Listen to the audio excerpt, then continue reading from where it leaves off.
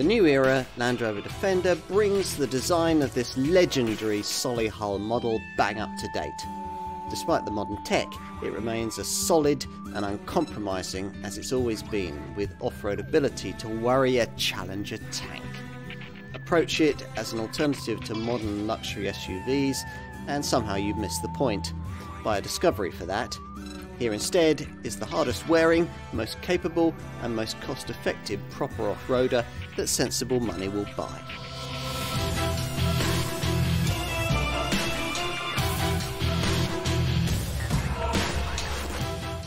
So here it is, the new era Land Rover Defender, the reinvention of an icon at last that's charmed us for over 70 years. It's a 4x4, not an SUV, says Land Rover, and the distinction's important. In terms of capability, this is the real deal. You may have forgotten what a real Land Rover is and what it looks like. These days we associate that Solihull maker with lifestyle SUVs and Range Rover products rather than the kind of farm-working 4x4 that Maurice Wilks developed for agricultural use back in the 40s. First known simply as the Land Rover, that very first model was first launched at the 1948 Amsterdam Motor Show as something much more than a motor vehicle. Now true, it could be used as a car, but it was also designed for use as anything from a power source to a small tractor. Over the years, ownership of the Land Rover brand came and went, but this iconic 4x4 remained much the same, gaining coil springs and a slightly longer wheelbase in 1984, and then the Defender name in 1989 to differentiate it from some of the brand's other products. That original Defender could climb many obstacles, but the biggest of all, the legislator's pen, ultimately defeated it, and ever toughening safety and emission standards finally ended production in 2016. But its memory lives on, and there are still some people who feel the original Defender is exactly what a true off-roader should really be. A properly capable vehicle of this kind shouldn't feel like a car on stilts. It needs to be rugged, practical and uncompromising. So, is that what we have here? Well, everything has been changed to differentiate this modern era Defender from the Land Rover original, but in concept, the Solihull maker insists nothing is really very different. We'll see. Reinventing an icon isn't easy, which is presumably why it's taken Land Rover such a ridiculously long time to do it. The process was especially difficult given the reality that this new era model will be bought more by fashionistas than farmers. How on earth do you properly satisfy both kinds of customer with a single product? Well, few brands have ever even bothered to try, but this potentially is a model that could get closer to being all things to every man and his sheepdog than any car yet devised.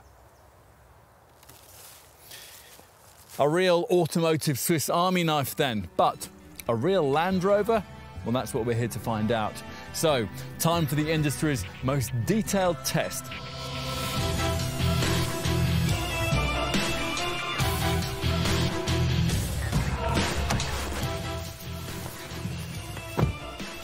So what's it like? Well, not like an old Defender, that's for sure, although you still sit high in a position where both wings are visible, so despite the substantial size, there is a proper feeling of command. Fire the ignition, and if you expect the whole car to shake into life, as the old Defender's crude old diesel units used to force it to, you'll be disappointed.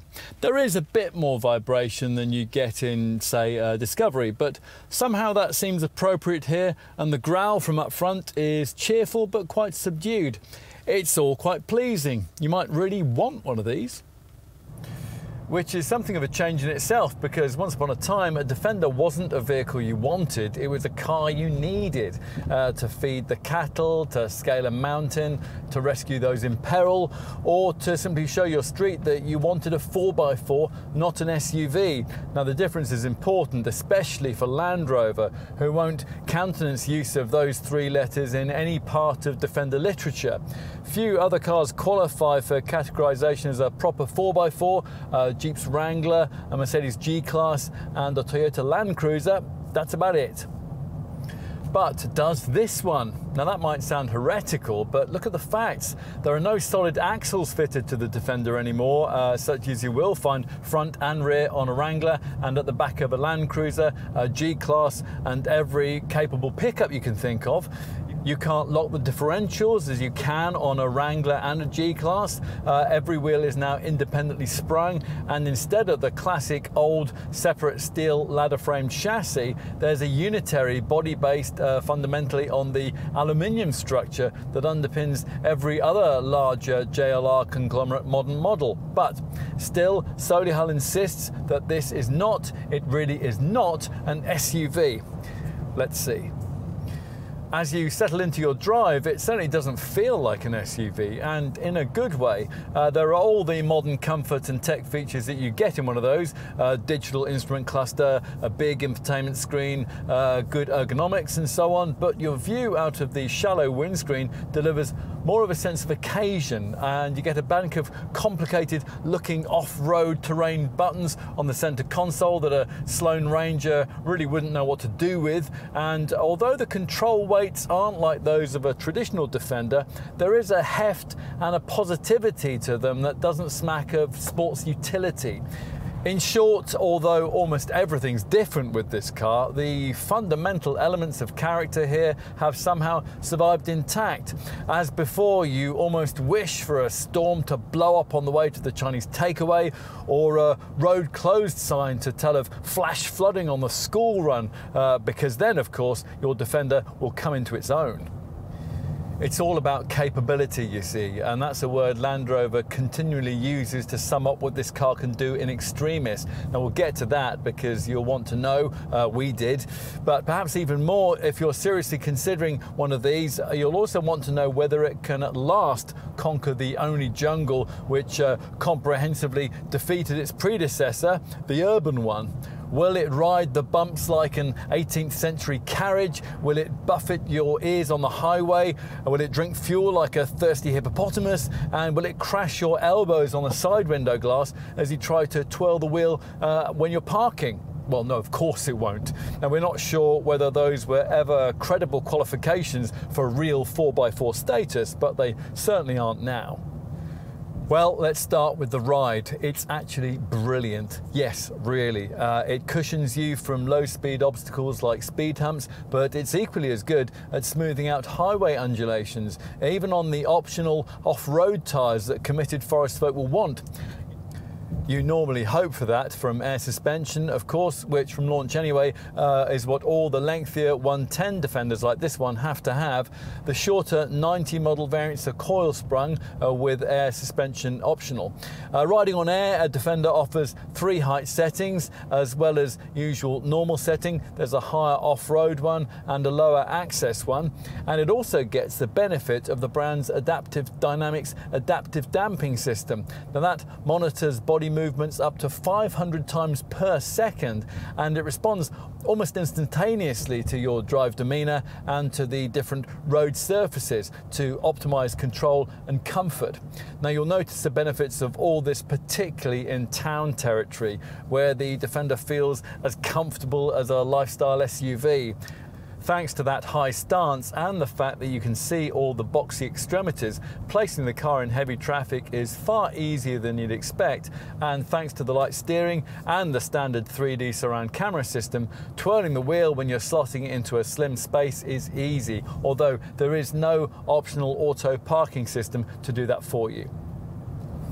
Beyond the city limits at speed on twisting roads, you'd ideally want a little more weight and feedback from the helm, but it is progressive and it's accurate as you turn in, and body roll, which initially feels as though it might be quite pronounced, is actually pretty well controlled.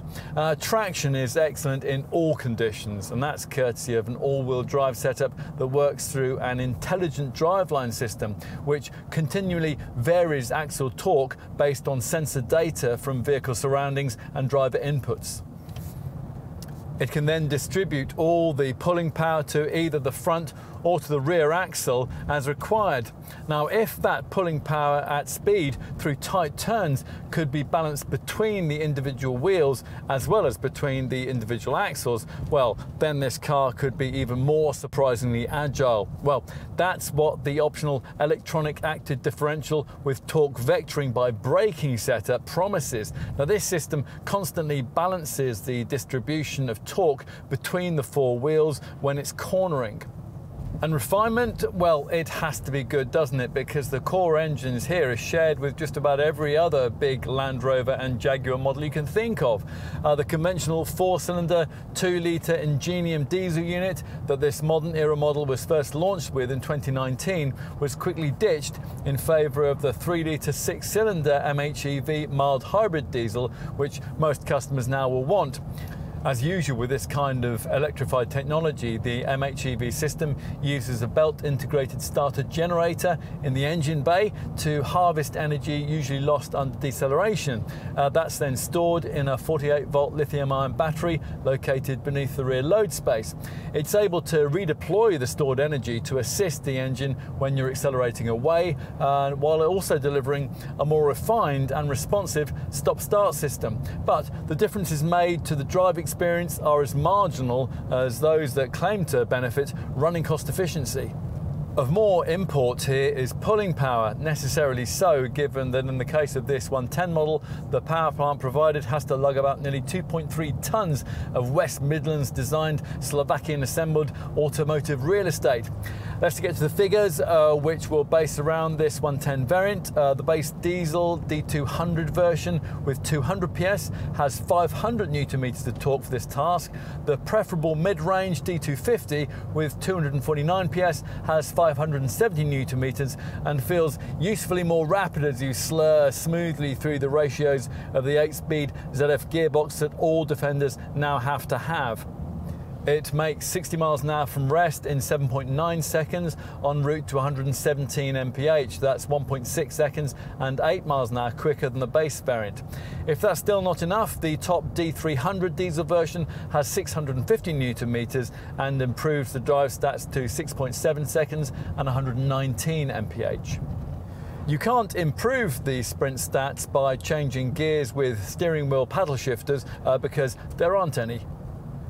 As suggested earlier, the MHEV diesel variants aren't proper hybrids. If you want a Defender that is, you'll need the PHEV model, a P400e variant that borrows a plug-in hybrid drivetrain that we've already seen in the larger Range Rovers. If you're not familiar, that means a 2-litre 4-cylinder 300 PS petrol engine mated to a 105 kilowatt electric motor powered by a 19.2 kilowatt-hour lithium-ion battery. The result is a 404 PS total output, and that's good enough to get this rather heavy, pricey confection to 60 in just 5.4 seconds on the way to 130 mph. If you resist the temptation to replicate those kinds of stats, there'll be a WLTP rated all-electric driving range of up to 27 miles possible from a Defender P400e. That's when it's fully charged.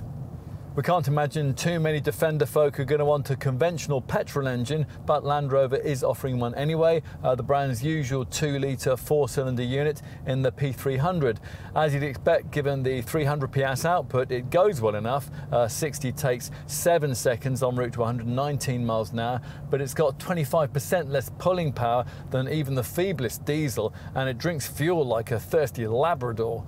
And that might make you fear for the running costs of the single 6-cylinder petrol model, the P400X, although you needn't, because that top engine is actually fractionally more frugal than the smaller capacity petrol unit. That's thanks to the installation of the MHEV mild hybrid tech.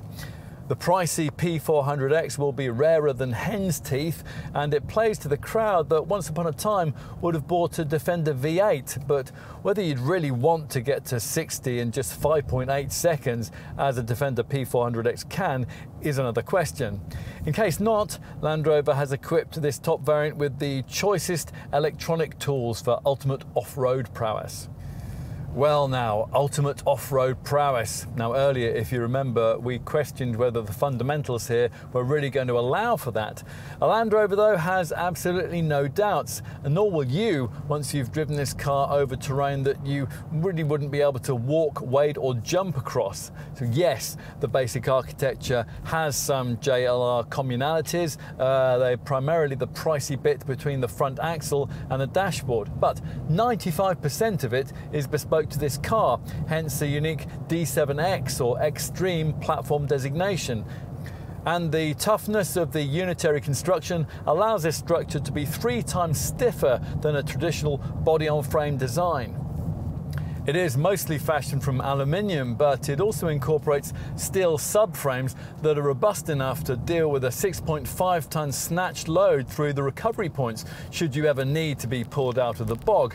And the structure incorporates uprated ball joints and bushes designed to cope with the most severe of road impacts. The wheels can withstand up to 7 tons of vertical load into the body.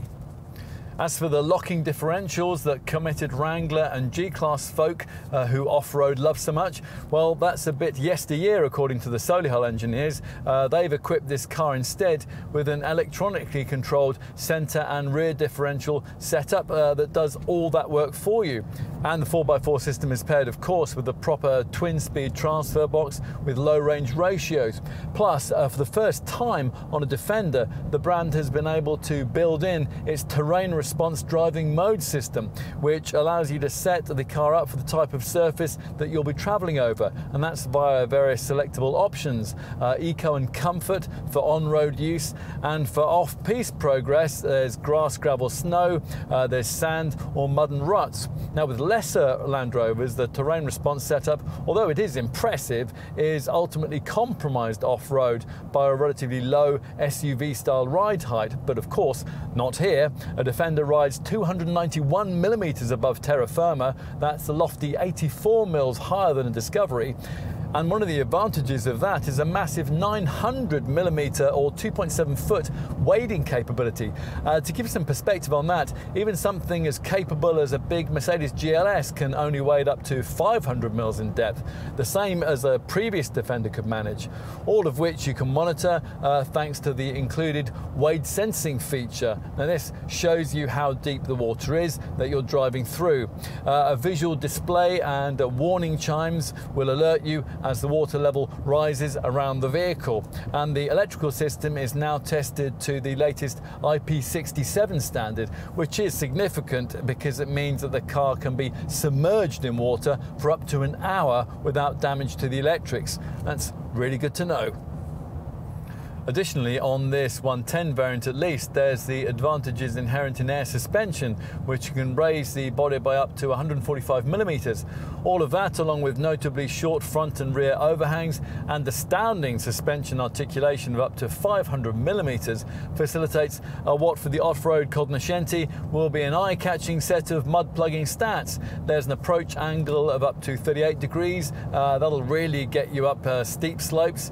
Discovery, probably the market's most capable large SUV, manages 34 degrees, and once you've used the hill descent control to ease you down them again, you'll be glad of a very useful departure angle of 40 degrees. For the Discovery, it's 30 degrees. The breakover angle is 28 degrees in this 110 variant, or 31 degrees in the 90 model. In short, be assured this Defender is almost certainly more talented off-road than you are. All that's necessary is that you acclimatise to its capabilities and press the right buttons, and then tune into Radio 4 and watch the worst the elements can throw at you glide past the window. If you do really want to get involved in everything that's going on, then you can engage a low traction launch feature. Now, that works at speeds below 19 miles an hour, and it's also very useful when you're setting off from slippery driveways. And the Pivi Pro center screen here has a useful 4x4 eye info section, which diagrammatically shows the real-time status of the suspension and the center differential, as well as providing a compass, GPS bearings, altitude stats and an inclinometer. Plus, Land Rover also provides a ground sight clear view forward camera viewing feature. Now this is a so-called transparent bonnet camera angle that allows you to easily identify potentially damaging rocks and tree roots that you might be just about to drive over. Now this neat option uses a combined feed from cameras in the grille and beneath the mirrors to bring up a digital field of vision on the central infotainment screen, and it's some 15 metres across and 8.5 metres deep. Your front wheels are ghosted into the display to help you place the car.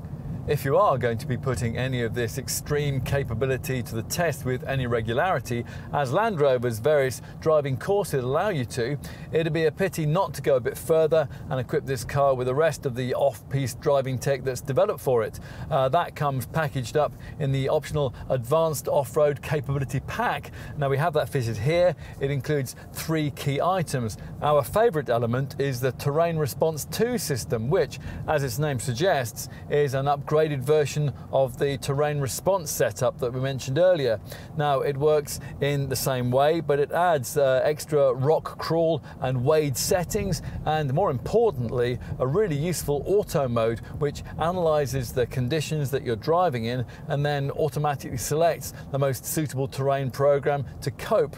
The pack also includes an all-terrain progress control system. Now this is essentially a kind of low-speed cruise control which helps you to maintain a steady progress on really challenging trails. And there is also a configurable terrain response package. Now that allows you to use a selectable display on the Centre Dash PV Pro infotainment screen to fine-tune the off-road setup. That last feature is a bit like an electronic version of what you could do manually in the old Defender, where the centre differential could be locked by using the high to low range gear selector. With configurable terrain response, of course, it's way more sophisticated than that. The central touchscreen controller allows you to vary the settings for the differential to prevent issues like cross-axle slip, plus you can tweak the powertrain, the steering and the traction control system with 3 selectable options in each case. The system also allows 4 individual profiles to be stored, so different drivers can quickly activate their preferred settings.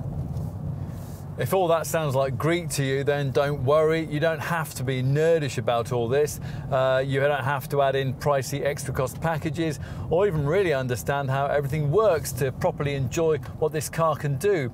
Any standard version of this Defender in any spec would cope with trails that would almost certainly wreck any kind of SUV. And it's pretty hard to go too far wrong off the beaten track because the front bumper and the skid plate are the lowest parts of the car. So if you clear solid objects with those, you should be clear all the way.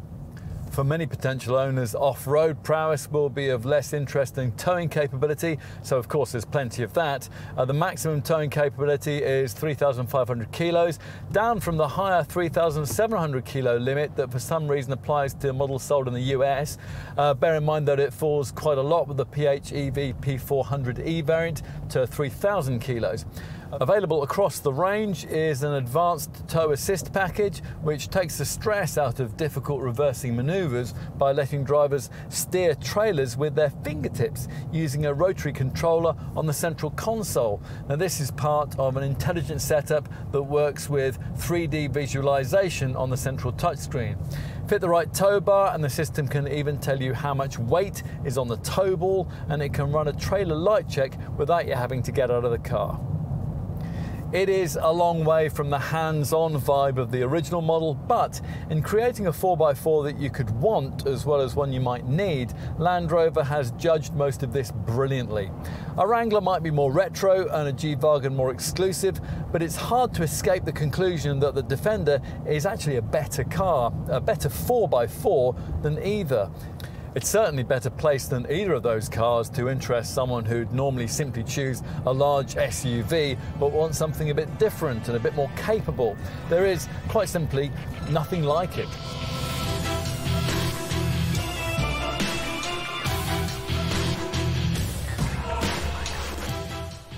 This new Defender, says designer Jerry McGovern, is respectful of its past but not harnessed by it. This, he says, is a Defender for a new age. tough and approachable, durable but stylish. Lots of design cues ensure model line continuity, things like squared off wheel arches, super short front and rear overhangs, and so-called alpine light narrow windows set into a roof that, as here, can be white coloured, just like the old county models. As with the old Defender, it's possible to buy both 3 and 5 door body shapes, and to keep some historical continuity, as before, these are badged 90 and 110 respectively. But all of this is smoke and mirrors, of course. In reality, this new era model shares almost nothing with its predecessor except its distinctive silhouette and its reassuringly purposeful stance. This needed, after all, to be a much more sophisticated, pricier and very differently sized car. The old model was as narrow as a Fiesta and as long as a Focus. This new design, in contrast, has the longest wheelbase of any Land Rover and a proper luxury car footprint. It measures in at over 2.1 metres wide and in this 110 form at well over 4.7 metres long. The short wheelbase 90 version is half a metre shorter in both length and wheelbase. These were the two body shapes from launch, and they're to be joined by an even longer 5.1 metre Defender 130 body style that can seat up to 8. In profile, perhaps the most noticeable design feature is this colour customisable square styling element, which extends back from the rear door window. You don't have to have it on the 90. And unseen is a huge body supporting hoop that runs behind the doors and up across the roof, which is why, although there is a hardtop commercial van version for both 90 and 110 customers, Land Rover won't now be able to offer Defender chassis cab or pickup variants. Talking of the roof, explorers will be pleased to hear that it can take up to 168 kilos of weight. The front end is bluff but stylishly engaging, with a chunky bonnet incorporating a raised centre section which is flanked by durable black inset panels on either side, which reference the way that you could stand on the old model's bonnet to attach things to the roof.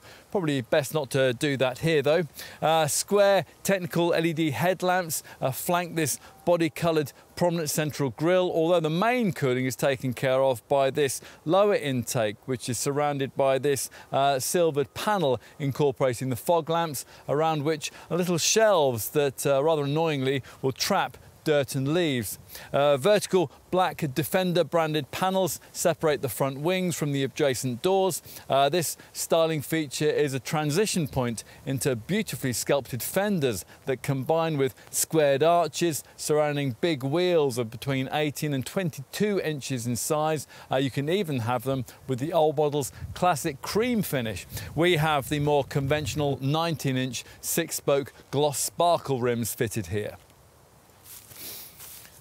The sheerness of the rear vertically maintains the short overhang that provides for such a capable departure angle off-road, while at the same time maximising interior space and accentuating the vehicle's strong shoulder section. And of course, the centrally mounted rear wheel is a classic Defender touch. So are the separated tail lamps, although they're now square and they sit in this black vertical trim strip and illuminate with LEDs. The other thing that might interest you, if you still think of Land Rover as a Solihull brand, is that this car is screwed together not in the West Midlands, but in Slovakia.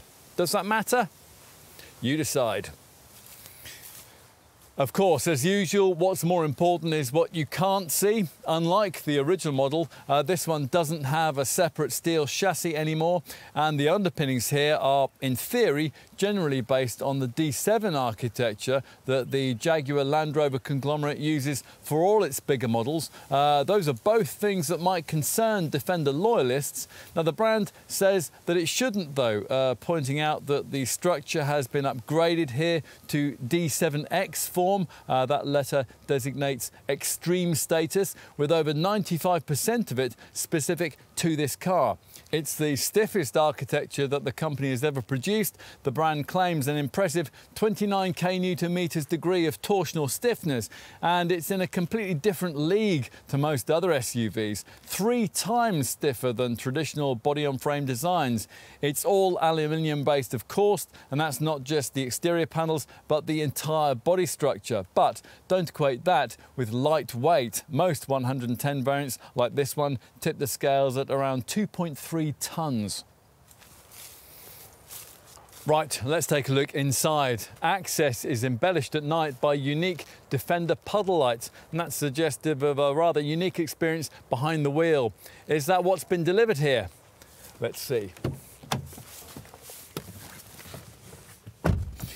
It's relatively unlikely that many customers for this modern-day Defender will have had any previous experience in the original version, so there was no real need for interior design continuity. Anyway, folk paying luxury limousine money don't tend to want a hose-out cabin, and they certainly don't want industrial plastics, Stone Age infotainment, and a steering wheel proximity to the side window that bashes your elbows every time you turn more than 90 degrees. So, of course, all of that has been completely abandoned, although thanks to durable rubberized flooring, the pedal box still welcomes wellies. In addition, the surfaces are still mainly of the wipe clean kind, and you can still specify a useful little fold-out jump seat that'll sit here between the 2 chairs up front. Plus, a few exposed surfaces and Torx head bolts have been thrown in to try to make owners of old Landys feel a bit more at home.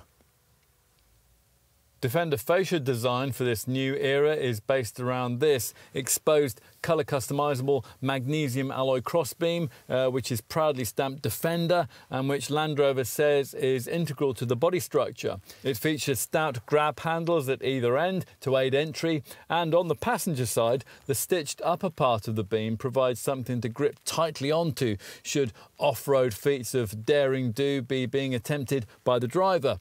The main controls, including the Pivi Pro central infotainment touchscreen, are housed within this frame, and just below it there's this middle panel from which protrudes a stubby auto gear lever positioned next to the various off-road and ventilation controls. You get these 2 circular climate dials which can also be pressed for seat heating or seat cooling.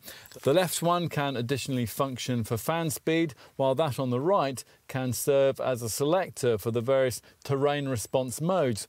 It all works very well, but that won't stop loyalists to the original model pouring scorn on the various soft touch surfaces, the colour coordinated trimming and the leather upholstery. They might though recognise a few little touches which have been carried over intact from the old car. This full width dash level shelf, for example, which even extends behind the infotainment screen. Now, we mentioned the Pivi Pro infotainment system, a setup that now features on all modern JLR models, offering a 10-inch touchscreen which is really clear and intuitively designed. Thanks to 85 ECUs constantly talking to each other at up to 100 megabits per second, it's quick and informative, and it incorporates software over-the-air technology, so it can remotely update its 14 separate modules over the internet when you're parked up. 2 smartphones can be connected at once. There's high-definition 3D mapping, a 3D surround camera, a 6-speaker DAB tuner, and Apple CarPlay and Android Auto smartphone mirroring is built in. Almost everything you'd want, really, although you would have to pay extra for Wi-Fi connectivity.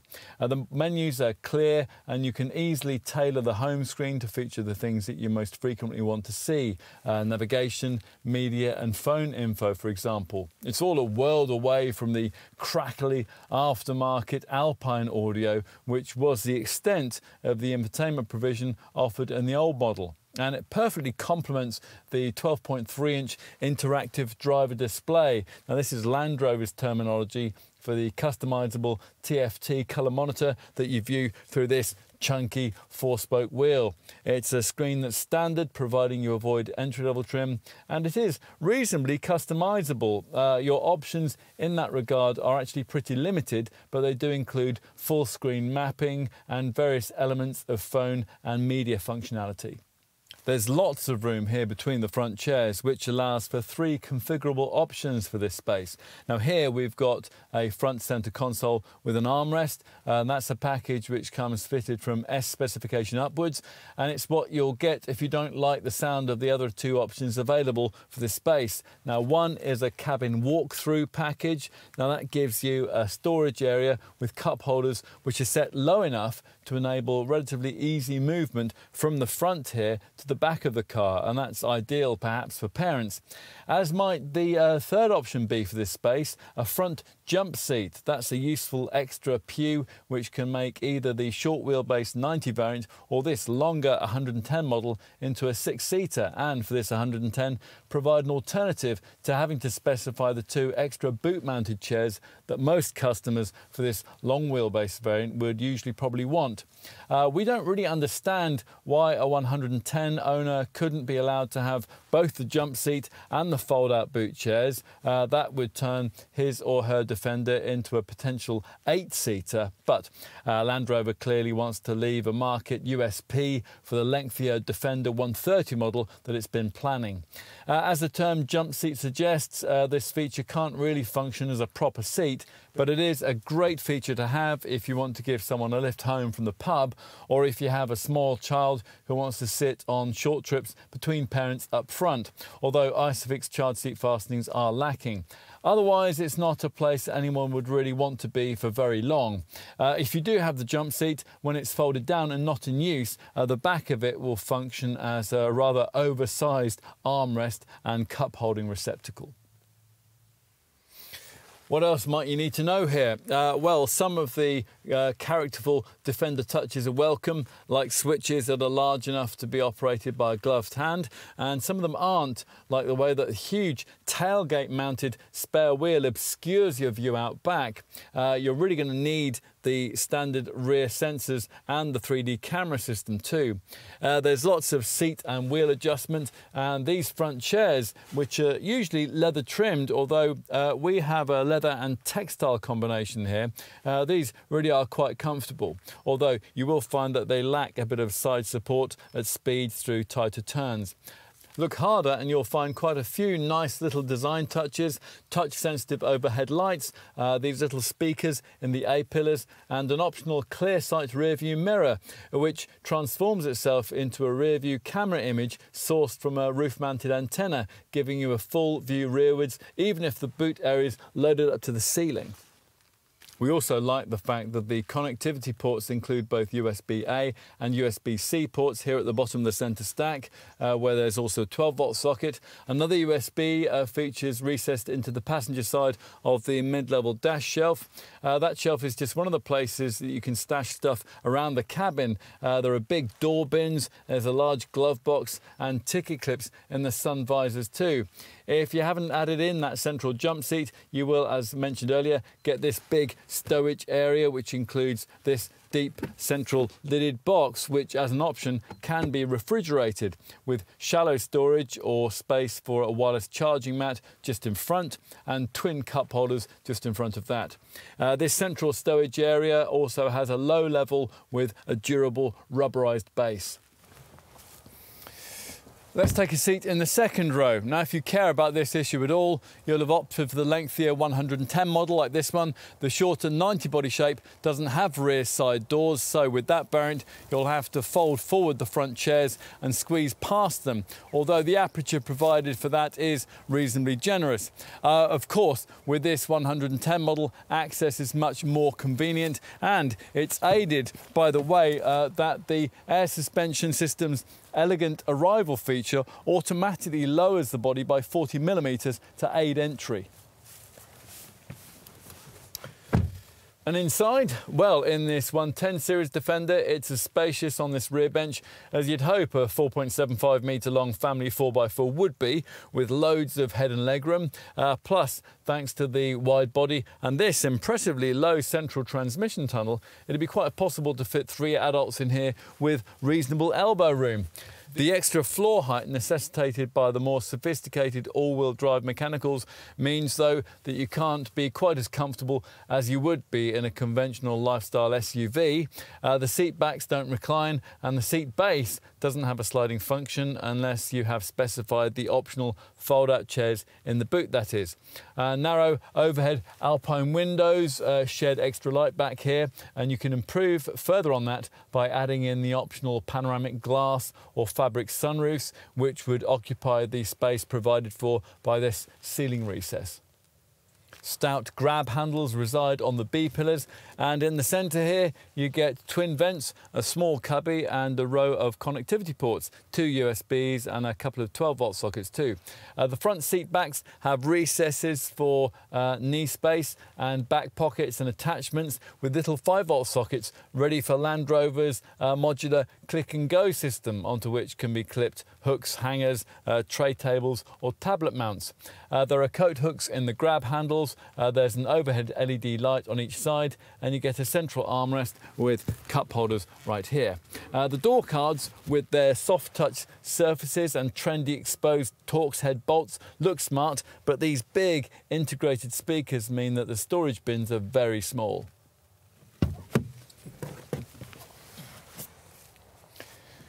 That's enough on the second row. If you're choosing this 110 model with a family in mind, think carefully about whether it's really necessary to pay the extra £1,700 that the brand wants for the family pack that'll get you 2 more seats in the boot.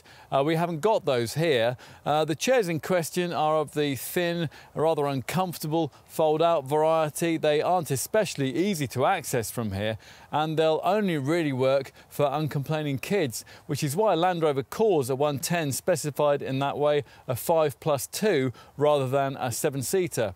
Taking this and the slight reduction in boot capacity that those family pack pews deliver into account, you might feel instead that the optional front jump seat we mentioned earlier could be sufficient for any occasional extra seating capacity that you might need.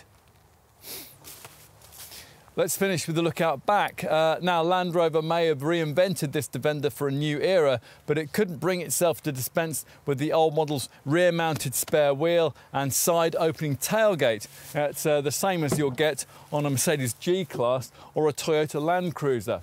Now, that means no powered operation, a heavy old opening mechanism, and all kinds of issues if you're trying to get to the boot in a confined space, like when you're backed up against a wall. Further issues present themselves once everything's open. There's no proper tonneau cover. There's just this flimsy fabric covering, which has no fewer than 6 fiddly attachment catches. You'll probably dispense with this pretty quickly, as we have. If the extra boot-mounted chairs were fitted here and they were upright, there'd be only 160 litres of space. That would be enough only for a few shopping bags. But with this 5-seat 110 model, the cargo bay is quite cavernous, 919 mils of floor space length, allowing for a 786 litre total dry capacity, which for reference is 136 litres less than a Discovery could take.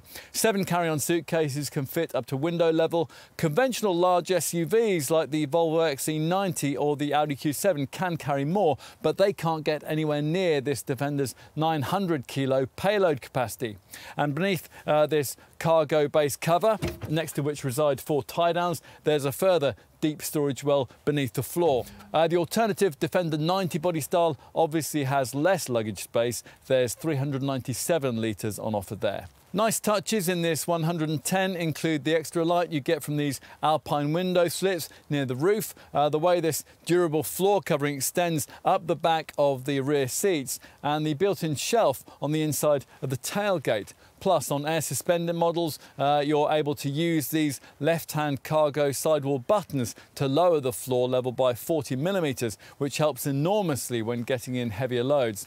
On each side of the compartment, there are LED boot lights, bag hooks and elasticated netted pockets. The 40-20-40 split for the second row backrest means that longer items like skis can be poked through between a couple of rear-seated occupants. Now, if you have to fold everything flat, the chairs don't actually fold completely flat. Up to 1,875 litres of dry capacity will be available to you in this 110 model. With everything folded in the Defender 90, it's 1,563 litres.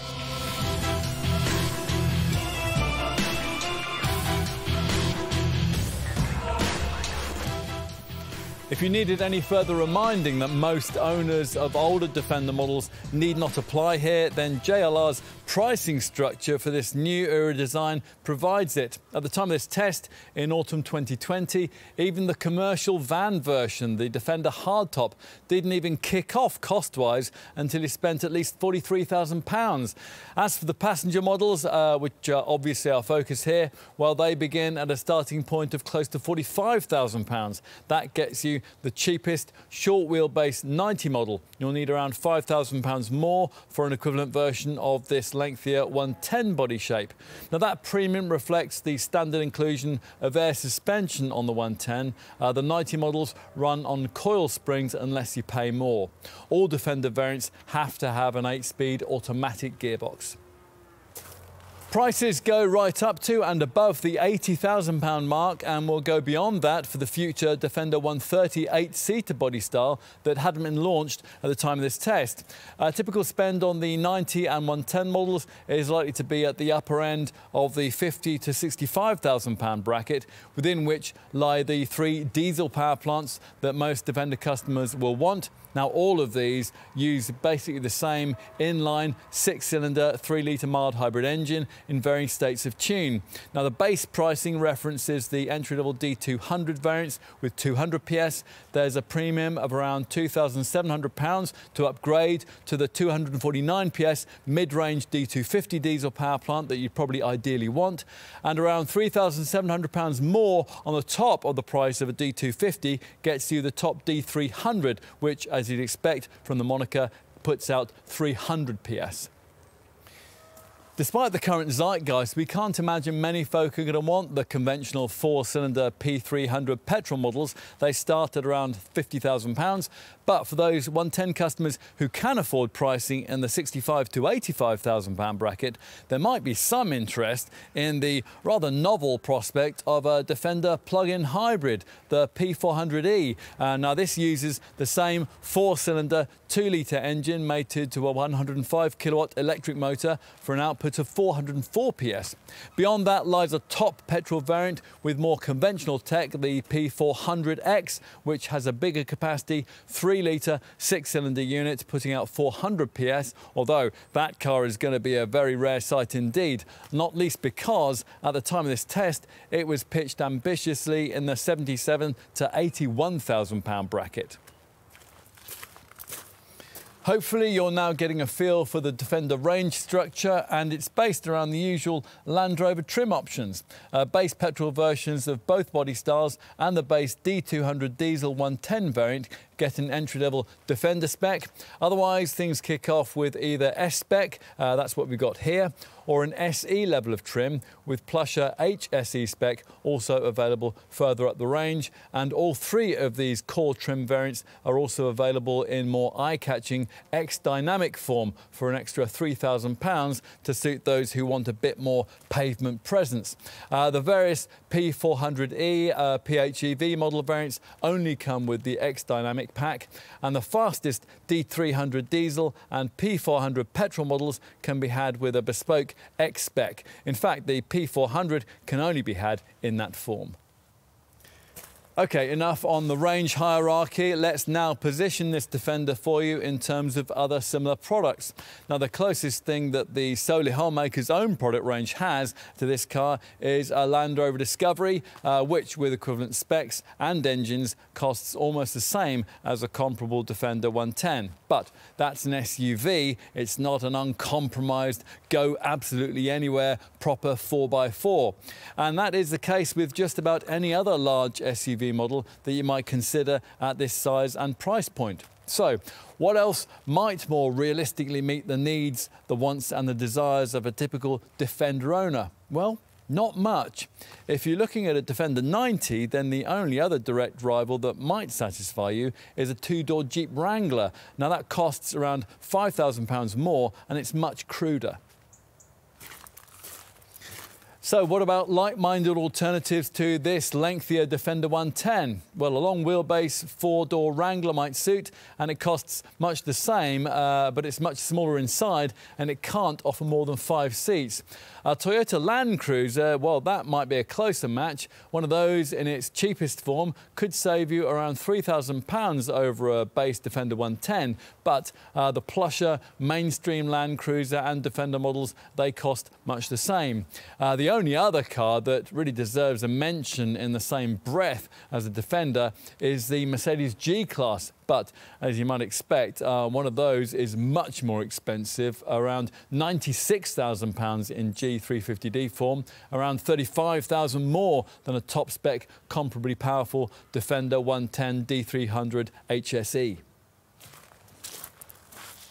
Enough with comparisons. Let's say that you've decided, quite understandably, that there really is nothing quite like a Defender. Now, if that is the case, then the decision might be sealed for you if Land Rover were able to offer a high standard of spec. So, is that what we have here? Well, let's see. Now, we've talked about the way that all versions of this car come with automatic transmission, and obviously, given that this is a Land Rover Defender, they also get all-wheel drive and a twin-speed transfer box with a proper low-range setting. Plus, for the first time with this model line, you also get the benefit of the brand's terrain response system. Now, that has various selectable modes that set the car up for different kinds of surface. The 110 variants, as mentioned earlier, they get standard air suspension, and that's a setup that's linked to the brand's adaptive dynamic system. Now, this continuously monitors the current road conditions and your driving style before automatically adjusting all the vehicle's suspension settings to suit. The system's adaptive dampers monitor body movements up to 500 times per second, and they respond almost instantaneously to optimise body control and comfort. Other features common across the range include LED headlights, wheels of at least 18 inches in size, shod with all-season tyres, power folding mirrors, cruise control with a speed limiter, a heated windscreen, a wade sensing system for fording deep water, and a range of camera safety features that we'll cover off in just a moment. Interior equipment fitted across the range includes heated and semi-powered front seats, an auto-dimming rear-view mirror, and a 360-degree parking aid. Infotainment, that's taken care of by a 10-inch Pivi Pro centre dash screen with a connected Navigation Pro system, a 6-speaker DAB audio setup, a smartphone pack which gives you Apple CarPlay and Android Auto smartphone mirroring, and also an online pack with a data plan. Now, talking of smartphones, like all Land Rovers, all versions of this Defender come with a downloadable remote app. Now, with this, you can remotely lock or unlock the doors, you can precondition the cabin climate, you can track your various journeys, and you can flash your Defender's headlights if you're searching for it in a crowded car park. All of that's included with that base Defender standard of spec we mentioned earlier, but that is only available with certain entry-level engines. And anyway, if you've always aspired to Defender ownership, you'll probably want to treat yourself a little bit more than that, at least perhaps by stretching to this S-Spec standard of trim here. Probably the key addition at S-Spec is the 12.3-inch customisable interactive driver display screen for the instrument binnacle. Plus, S-Spec additionally gets you larger 19-inch wheels and an auto high beam assist feature for the headlights. At this level in the range too, the cabin is embellished with seat facings which are finished in grained leather and robust woven textile upholstery. Also added is a leather covering for the steering wheel and the gear shifter. And you also get a centre console with an armrest. If you can go further and stretch to an SE spec model, you get upgraded premium LED headlights with signature DRL illumination, plus front fog lights, keyless entry, body-coloured door handles and bigger 20-inch 5-spoke alloy wheels, along with a range of extra camera safety kit that we'll cover off in just a moment. And inside with SE spec, you get full electric adjustability for the front seats. There's a powered steering column and a 10-speaker 400-watt Meridian sound system with a subwoofer. Plus, there's also Land Rover's clever ClearSight interior rear-view mirror. Now this beams a rear-view image sourced from a camera on the roof onto the interior mirror glass.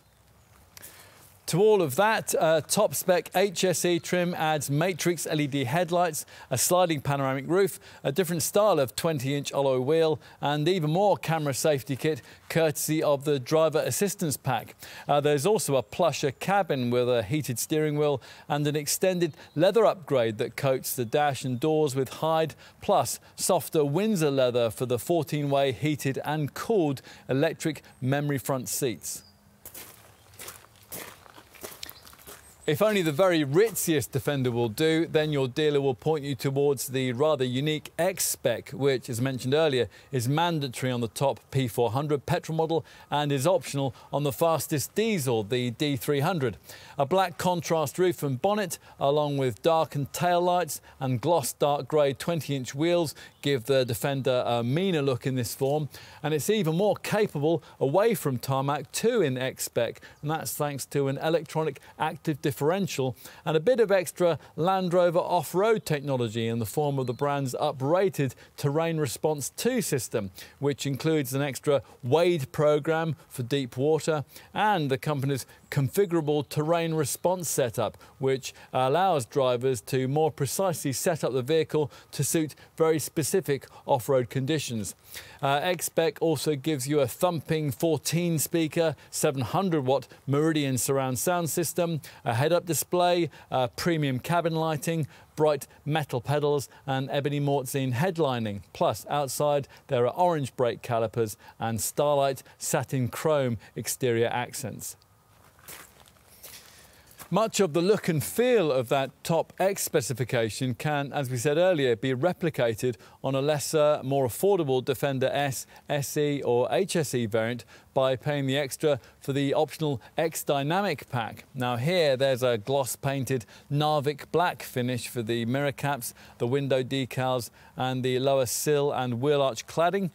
Plus there's also a silicon satin finish for the skid pans, the matching grille bar and the badging. Plus the rear recovery loops are painted satin black and the alloy wheels get a satin dark grey gloss black finish. Inside, X Dynamic trim gets you what the brand calls Robustec trim for the seat ribbons and the console finisher. This is a protective and hard-wearing material which is inspired by textiles used in extreme outdoor activities. The fascia crosscar beam is finished in a light grey powder coat and you get an ebony mortise headliner and Eiger grey satin door handles. Right, that's enough with the standard spec. Let's take a look at options, and it could take some time because the list is exhaustive. We'll try to talk you through it though. A good starting point here lies with the 4 themed accessory packs, which your Land Rover dealer will want to tell you about. There's Urban, Country, there's Explorer and Adventure. Now the Urban pack gives you a tougher look for the city, and that's courtesy of a front undershield, a spare wheel cover and a bright rear scuff plate. Plus inside there are bright metal pedals. Now the Country pack, that gives you wheel arch protection, that bright rear scuff plate, a full height load space partition, front and rear mud flaps and even a portable rinse system for cleaning off muddy boots and muddy dogs. Those last 2 features also come included with the Adventure pack. Now this sees that spare wheel cover and the bright rear scuff plate make another appearance. That's along with an integrated air compressor, an exterior side-mounted gear carrier and a seat backpack. Now this neatly attaches to the middle of the rear seats and it can be easily detached when you set off on foot. And finally, if you really are planning to venture into uncharted territory with your Defender, then you might want the Explorer pack. Now that gets you an Expedition roof rack, a raised air intake for very deep wading, and a matte black bonnet decal, plus some elements of the other packs also feature on Explorer spec Defenders: wheel arch protection, a spare wheel cover, front and rear mud flaps, and the exterior side-mounted gear carrier. Each of the 4 packs that we've just covered, they can be further upgraded with side steps and side tubes. The Country, Adventure and Explorer packs, they can all be had with an A-frame protection bar too, and with the Explorer spec you can even add a deployable roof ladder. Let's go on to individual options. Now, one of the key cabin extras is the front jump seat that fits between the 2 main chairs for occasional use. Now, you definitely want that with the short wheelbase 90 version, but on this lengthier 110 model, annoyingly, you can't add in that jump seat if you're also paying extra for the 2 boot-mounted 6th and 7th fold-out chairs that most 110 customers will want. If you do want those 2 extra boot-mounted chairs in this 110, then you'll need to add them with the optional family pack. It's not cheap, it'll cost you at least £1,700, but it does at least also come with 3-zone climate control, giving rear seat folk separate climate controls, cabin air ionisation for purer cabin air, and an air quality sensor. Those last 3 air quality features can also be specified separately. What about driving stuff? Well, the electronic active differential with torque vectoring by braking system, which improves the handling of the top X-Spec variants, that can also be had across the rest of the range for just over £1,000 more. For serious off-road work, you might benefit from a set of gnarlier off-road tyres. Both those 2 features are included, along with roof rails, and that's as part of an available off-road pack. If you're going to be regularly venturing off the beaten track, then we would recommend you further add the available Advanced Off-Road Capability Pack. Now, this gives you the Terrain Response 2 and Configurable Terrain Response systems that we were talking about earlier, along with all-terrain progress control. Now, this is a kind of off-road cruise control. You simply set it at very low off-road speeds and the car does everything for you. It's brilliant.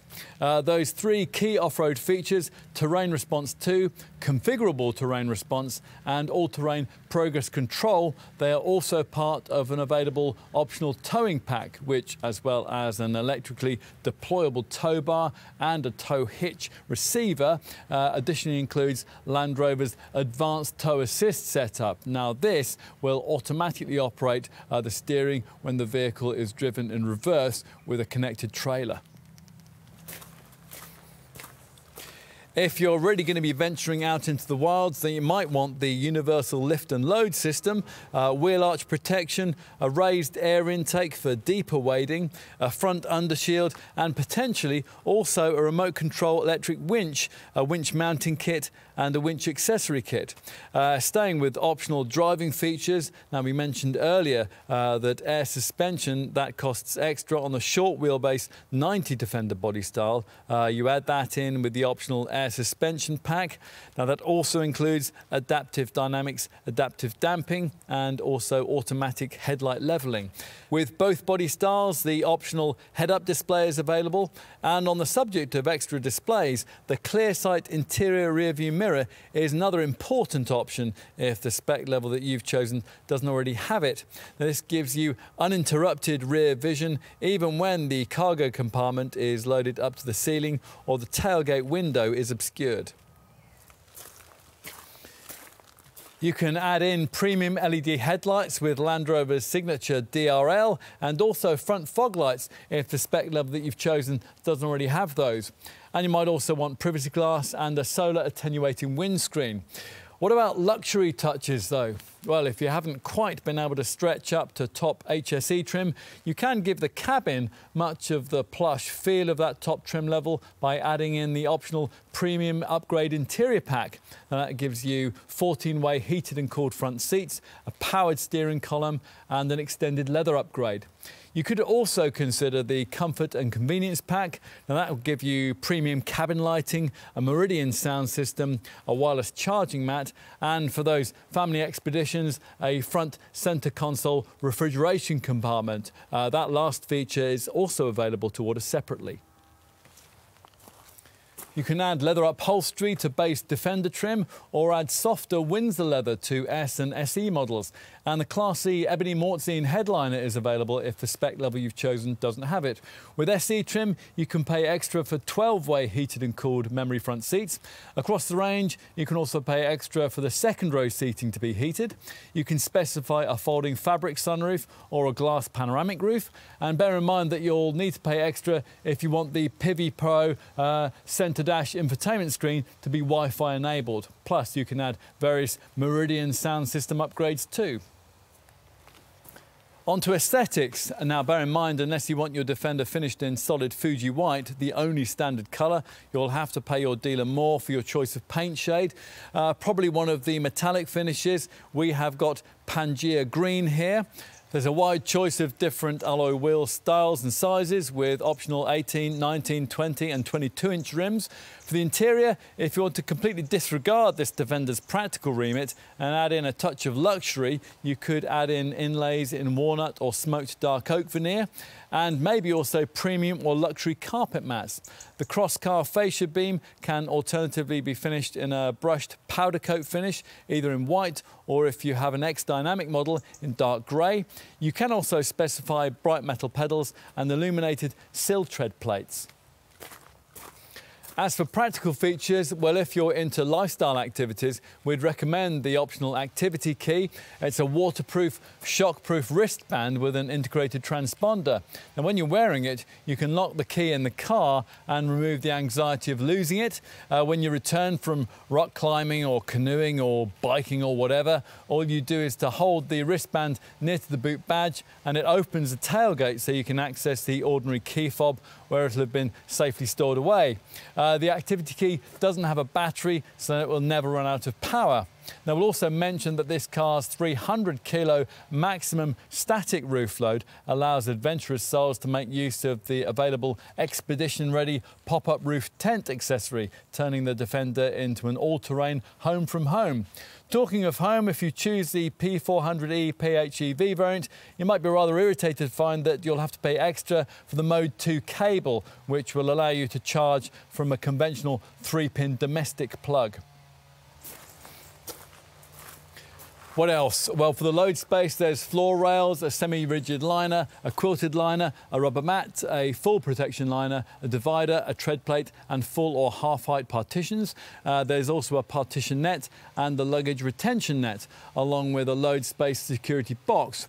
Two optional features we mentioned earlier also sit in that cargo area, the integrated air compressor and the portable rinse system for cleaning muddy boots and muddy dogs. For the passenger cabin, deep-sided rubber mats would be useful if you regularly go through boggy terrain.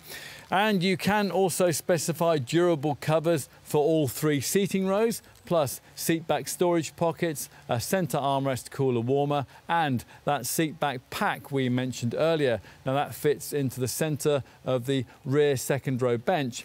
The front seat backs feature attachments with 5-bolt sockets ready for Land Rover's modular click and go system, onto which can be clipped optional hooks, hangers, tray tables or tablet mounts. There's also the cold climate pack, which gives you heated washer jets, a headlight power wash and a heated steering wheel. And you can add fixed or deployable side steps, as well as mud flaps, a big expedition roof rack and a deployable roof ladder. Plus, of course, you can add roof rails and crossbars for things like roof boxes, sports carriers and carriers for skis and snowboards. You can also add a carrier for bikes at the rear. You might also want to include a secure tracking system in case of theft. And Land Rover also offers various pet accessories. There are things like a pet access ramp and a spill-resistant water bowl. These also come packaged up in various pet packs. Right, enough with options, let's get on to safety. The last Defender we tested, the final version of the old model back in 2014, didn't even have airbags, and ABS and traction control were optional.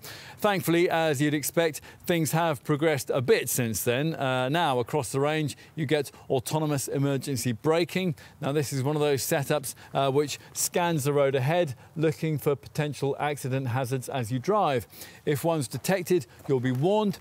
If you don't respond or you aren't able to, then the brakes will automatically be applied to decrease the severity of any resulting accident. Lane keep assist also comes as standard, and that will warn you if you stray over the lane delineating lines, and it'll gently apply steering to ease you back to where you ought to be. And you get a driver condition monitor, which alerts you if drowsiness in your reactions is detected. And traffic sign recognition, which pictures speed signs as you pass them and displays them on the dash. Plus, of course, there are front, side, curtain and thorax airbags. Should these ever activate, an optimised assistance SOS emergency call feature, which is built into the remote app package we mentioned earlier, will transmit your location and diagnostic data to the emergency services in the event of an accident.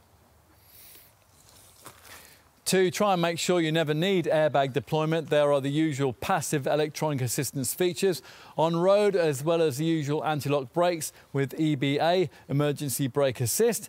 These include DSC, dynamic stability control, ETC, electronic traction control, RSC, roll stability control, and if you need it, TSA, trailer stability assist. Off-road, you're more likely to use hill start assist to get you up steep slopes, GAC, gradient acceleration control to ease you over the summit, and HDC, hill descent control to help you down the other side. Pretty much all the basics are covered then, although we do have a couple of ISOFIX child seat fastening issues. The 90 models go without an ISOFIX attachment on the front passenger seat, and the 110 variants lack that feature with the optional third row chairs. And that is an important omission because those are most likely to be used by kids. Plusher trim levels get more camera safety tech. From SE spec upwards, there's blind spot assist, which works on the move to stop you from dangerously pulling out to overtake in front of another vehicle. A clear exit monitor. Now this will alert you to oncoming traffic when you're just about to open a door and step out into the roadway. And a rear traffic monitor, which alerts you to oncoming vehicles when you are reversing out of a space. Now all three of these features come included in an optional driver assist pack. Now that is standard on the top HSE and X variants, but it's optional elsewhere in the range. That driver assist pack also includes adaptive cruise control and a rear pre-collision monitor. Now that will automatically flash the hazard lights if the car thinks that it's about to be hit from behind.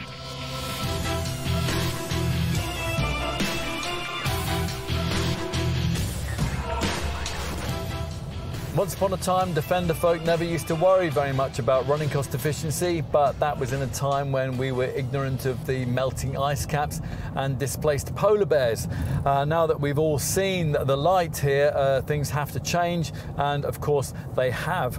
To some extent anyway, there is only so much that you can do to make a 2.3 ton 4x4 like this one decently economical to run, but most of what's possible has been addressed here, especially since the upgrades for the 2021 model year, which introduced a whole raft of Jaguar Land Rover's latest electrified engine technology.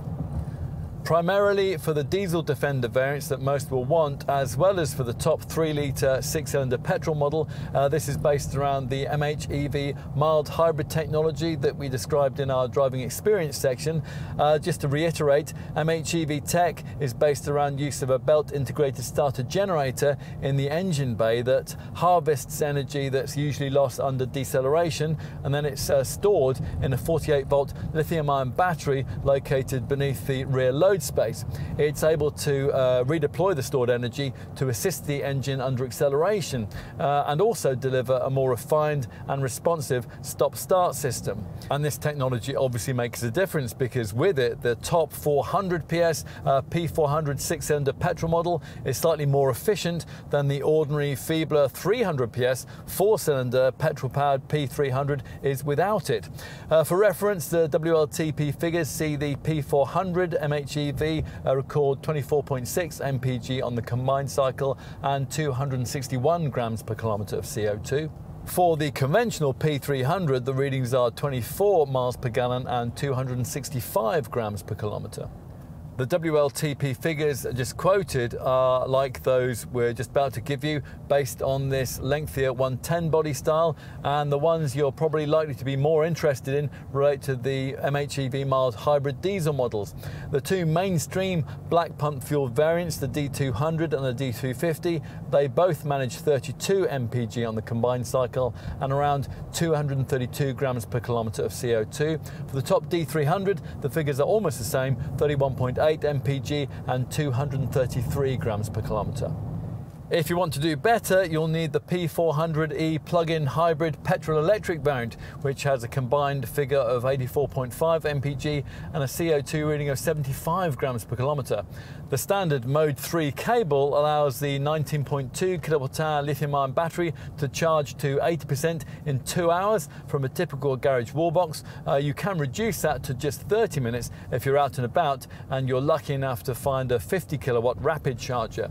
Using the optional Mode 2 cable to charge via a conventional old domestic plug, well, you'll need around 7 hours to 80%, so it'd still be possible to replenish the battery overnight if, say, you were staying somewhere without access to a wall box or a public charger.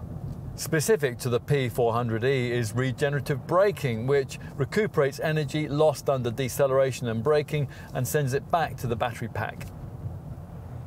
Across the range, a series of design measures aim to try to keep this car's efficiency showing within reasonable bounds. The drag coefficient of 0.4 CD properly consigns the previous generation car's barn door aerodynamics to history. The Euro 60 temp engines use variable exhaust valve timing and selective catalytic reduction for extra cleanliness. And of course, the diesels use the usual AdBlue after treatment system that sprays an aqueous urea solution into the exhaust system, neutralizing harmful gases like nitrogen oxide.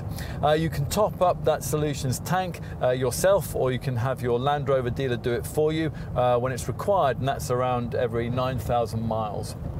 Of course, the driver will need to play his or her part in pursuit of cleanliness and frugality, selecting the terrain response system's eco mode as often as possible and keeping an eye on the eco data part of the infotainment screen. Now here you get various screen options. There's one that shows you the energy impact of various electrical items, the air conditioner, the heated seats, the heated windscreen and the heated rear window, also the heated steering wheel if that's been fitted, and another with so-called eco tips. Now these are supposed to improve your frugality, although some of these, to be absolutely frank, are a bit blindingly obvious. I mean, they're things like apply the accelerator smoothly and avoid driving at high speeds. More useful is the driving style display that marks your driving efficiency from 1 to 5 in 3 areas: acceleration, speed and engine, and braking, and gives you a percentage-based driving score as a result. There is also a history screen which graphically shows your recent efforts in frugality and awards you a little trophy for your most economical journey. What else? Let's start with insurance and begin with the diesels. The D200 is rated at Group 31E to 33E. For the D250, it's Group 37E to 40E. For the D300, it's 41E to 43E. For the P300 petrol, it's Group 37E to 40E, while for the P400X, it's Group 43E. As for depreciation, well, Defenders have always been in great demand on the used market, hence strong retained values, which for the mainstream models vary between 64 and 68% of original purchase price after a typical 3-year ownership period, and that's way above the class norm.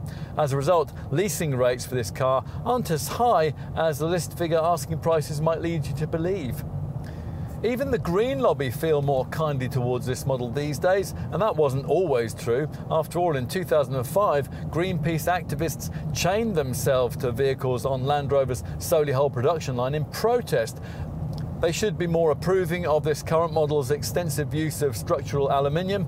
Much of it is fashioned from recycled content, and that's a useful nugget of info to have if you come across a disapproving green-bearded person. You might also like to mention that in a decade or so's time, when a comparable German SUV is being driven to the recycling plant, this Defender will almost certainly still be going strong. A 3-year unlimited mileage warranty comes with this model, along with 3 years of roadside recovery too. Plus, there are further extension packages available if you want them. As for maintenance, well, your costs here will be at a different level from what you'll pay to look after a similarly priced luxury saloon, particularly when it comes to tyres and brakes, of course, so budget accordingly. Having said that, Defender's garage costs really shouldn't be very much different from those of Discovery. Routine servicing, well, those appointments can be up to 21,000 miles apart, although that figure could vary and it'll depend on how you use the car. If you do want to budget ahead for garage visits, then an optional advanced service plan pack will cover all maintenance for 5 years or 50,000 miles.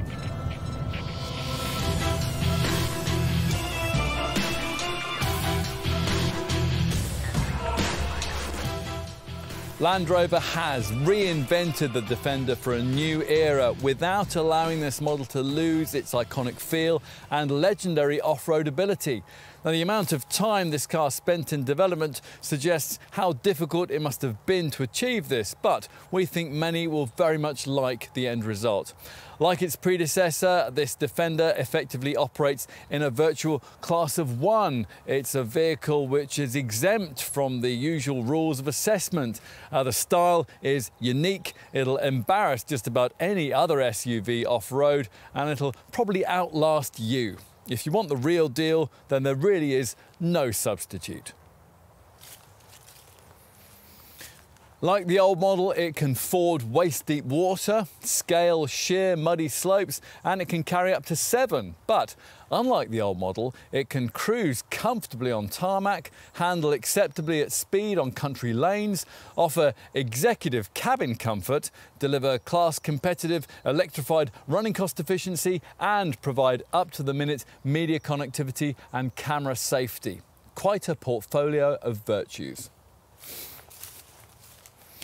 Even so, for most people, most of the time, a Land Rover Discovery will probably still be an infinitely more suitable choice, and a cheaper one. We're disappointed that so many who might have loved this car will be unable to afford one. But there does remain a well-heeled section of the population for whom nothing other than a Defender will be quite right, and those people have waited a long time for this car.